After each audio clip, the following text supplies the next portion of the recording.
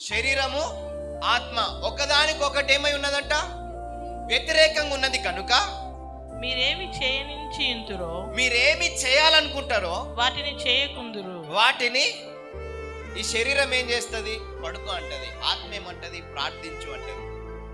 అర్థమవుతుందని నేను చెప్పిన మాట. శరీరం ఏమంటది? పడుకో అంటది. ఆత్మ ఏమంటది? ప్రార్థన చేయ అంటది. శరీరం అంటది అలసిపోయానంటది, ఆత్మ ఏమంటది?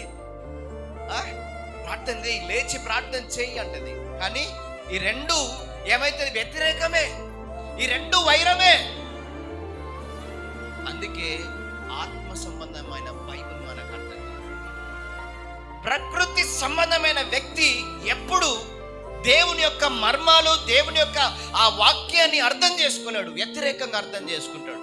ఒకవేళ ఇందులో వాక్యములో కొన్ని కఠినమైన మాటలు ఉన్నాయనుకో, ఒకవేళ ప్రకృతి సంబంధమైన వ్యక్తి ఇక్కడ కూర్చుంటే ఏమనుకుంటాడో తెలుసా? ఈరోజు నా మీదనే టార్గెట్ ఉన్నదేమో,